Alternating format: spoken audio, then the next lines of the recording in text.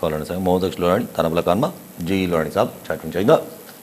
साईं अली का साहब खां सवाल आहे त कल्ह टाइम न्यूज़ ते मूं वठो त मियां नवाज़ शरीफ़ जी लाडली वज़ीर आला पंजाब मरियम नवाज़ तमामु सुठो वठी पीपल्स पार्टी जे मथां ऐं जेको सो ॾाढी तनक़ीद कई कि पंहिंजा मशूरा पाण रखो। त शायदि मरियम नवाज़ खे इहा ख़बर न आहे त जेको चाचो सन प्राइम मिनिस्टर थियो वेठो आहे उहो पीपल्स पार्टी जे 70 वोटनि सां थियो वेठो आहे। अगरि वफ़ाक़ मां शहबाज शरीफ़ हलियो थो वञे संदसि चाचो त पोइ शायदि पाण बि न रहे। इन थोरो रोशनी विझो। उहा ई ॻाल्हि कई साईं बि त वफ़ाक़ मां अगरि शहबाज शरीफ़ हलियो थो वञे त शायदि पाण न छो हलियो वेंदो? उहा ई ॻाल्हि आहे। हाणे साईं लोराणी साहिब तव्हां पुराणा नंबर शायदि सोचो पिया। हाणे शहबाज हुकूमत खे पीपल्स पार्टी जे वोटनि जी ज़रूरत न आहे इस्लाम न एतिरी ज़रूरत न आहे। हाणे हूंदी बि त ॿ 3 वोटनि जी ज़रूरत उहे अरेंज थी वेंदा उहे अरेंज थी वेंदा। सो इन में कहिड़ी ॻाल्हि आहे? ऐं बहरहाल उहो जेको ॻाल्हाइनि पियूं ऐं ईअं ज़ाहिर कनि पियूं त पंजाब में गवर्नेंस शानदार आहे, इहो एतिरो बि सही न आहे। रियलिटी त ज़ाहिर आहे न थी। ऐं पाण ज़ाहिरी ॻाल्हि आहे इहे सभु ॻाल्हियूं पंहिंजी जाइ ते, पर बेस जेको आहे उहो अञा ताईं कमज़ोर ई आहे। जेको इंटरनल पूरो सिस्टम आहे उहो अञा ताईं कमज़ोर ई आहे फॉर द सिस्टम। किथे पॉपुलैरिटी जो बि अञा ताईं मसइलो आहे, किथे जेको आहे उहो रेज़िस्टेंस अञा मौजूदु आहे। KP में सुभाणे ॾिसूं ग्रांड एहतजाज आहे पीपल्स PTI जो। सही थींदो न, KP में वॾो जलसो थी वेंदो, पोइ 4 कलाक 5 कलाक जो हिकिड़ो शो थी वेंदो, पोइ छा थींदो? हलो उनमें एजेंसियूं पुलिस स्पेशल ब्रांच सभु रिपोर्टूं मोकिलींदी 50,000 40,000 1 लख माण्हू, पोइ छा थी वियो? इहे वन ऑफ जलसा कुझु थोरी कंदा आहिनि। सिर्फ़ु इहो साबित थींदो त अञा बि PTI KP में रेलेवेंट आहे, मक़बूल आहे, मशहूरु आहे या एक्सेप्टेबिलिटी आहे। ॿियो छा थी वेंदो? कॉलोनी साईं मास्टर गुलाम रसूल कुंबर सागर मां जी कुंबर साहब छा चवणु चाहींदा? जी कुंबर साहब आवाज़ अचे थो साईं? साईं आवाज़ अचे थो? जी जी जी जी साईं हा ॻाल्हायो ॻाल्हायो साईं।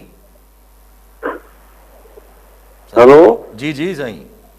अस्सलाम वालेकुम सर। वालेकुम सलाम सर सांगड़ सर इहा असां पाण टीचर आहियूं उस्ताद आहियूं, असांखे बि अफ़सोस आहे त तइलीमी इदारा एहतजाज जे करे बंदि आहिनि, पर थोरो हुकूमत असां ते बि ध्यानु ॾे। जेको पेंशन में रिटायर थियूं था उन्हनि जूं कटौतियूं कयूं हुयूं, उन खां पोइ सॼी ज़िंदगी उस्ताद जेको आहे सो 40 साल 45 साल नौकिरी करे थो, उनखे पछाड़ीअ जो मिले कुझु कोन थो।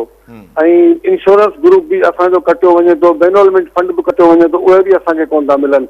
इन करे साईं असां एहतजाज कयूं था। हालांकि असांखे बि तमामु तकलीफ़ आहे तइलीम जे हिसाब सां, अॻे ई असां पहुते आहियूं सैलाबी माहौल में हुन में वग़ैरह। महिरबानी करे इन ते तव्हां थोरो ॻाल्हायो त जीअं असांजो भलो थिए। असां इनशाला अव्हांखे बि दुआ कंदासीं। इहो ई प्लेटफॉर्म आहे जिते असां कॾहिं न कॾहिं असां ॻाल्हाईंदा रहंदा आहियूं। महिरबानी सर।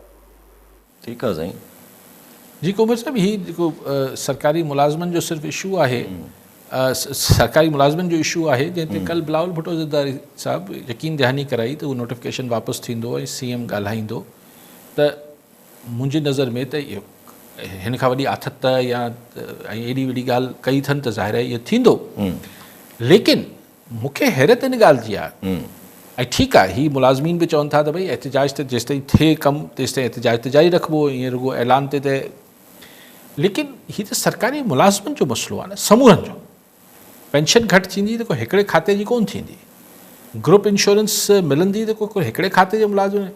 सॼो ज़ोर जेको आहे उहो स्कूल्स ऐं OPDs ते छो आहे? ऐं न त इहे मुलाज़िमनि जो पंहिंजो मसइलो आहे। लेकिन मूंखे हैरत थिए थी, कराची सेक्रेटरीट वञो फर्स्ट क्लास कमु हले पियो, जेके बि इहे सभु डिपार्टमेंट्स आहिनि हैदराबाद जा कराची जा मेजर ऑफिसर्स सभु हलनि थियूं। त पुलिस हू सरकारी मुलाज़िम न आहिनि छा? त मूंखे हीअ सॼी जिदोजहद छा उस्तादनि ऐं डॉक्टरनि खे या पैरामेडिक्स खे हलाइणी वञे छा? हीअ सिर्फ़ु सरकारी मुलाज़िम आहिनि छा? लेकिन चलो हू वधीक अकबर आहिनि, ॿिया चवनि पिया जॾहिं हिननि जो मसइलो हल थी वेंदो त असांजो पाणे थी वेंदो।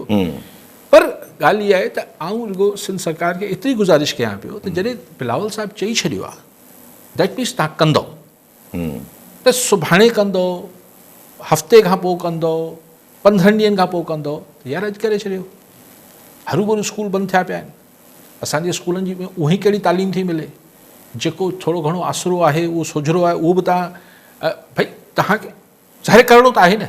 ऐं ज़ाहिर तव्हांजे पार्टी जे चेयरपर्सन प्रेस कॉन्फ्रेंस में चयो आहे त मूं CM साहिब खे चयो आहे त हिननि खे इंगेज कयो यानी हिन सां ॻाल्हियूं कयो त CM साहिब खे अगरि कोई मिनिस्टर ऐं सेक्रेटरी जी टीम ठाहिणी आहे जेको हिन सां ॻाल्हाए थी उहो हिन सां ॻाल्हाए चयो बाबा त उहो जेको कमु सुभाणे करिणो आहे 15 ॾींहंनि खां पोइ करिणो आहे अॼु करे छॾियो किथे हॉस्पिटल्स में बैकआउट थी वञे थो सारे मरीज़ रुली वञनि था ॿार त सिंध जा ॿार त उअं ई वीचारा छा चवां त जेके सरकारी स्कूलनि में वञनि था त आउं चवां थो भई हल करिणो आहे न हाणे तय थियो न त सुभाणे बदिरां अॼु करे छॾियो त ही खामखा में ही बि रोडनि ते न अचनि ऐं ॿारनि जी बि एजुकेशन मुतासिर न थिए ऐं छाकाणि त ॿियनि हंधनि ते शायदि सरकार खे डिस्टर्बेंस फील ई न पई थिए हुनजी सेक्रेटरेट हुनजा ही सभु ठीकु हलनि पिया चवनि था भले अगरि स्कूल बंदि आहिनि त भले थींदा रहनि मुंहिंजी गुज़ारिश इहा आहे त हाणे त बिलावल भुट्टो ज़रदारी जॾहिं चई छॾियो आहे त हाणे तव्हां कंदो त सही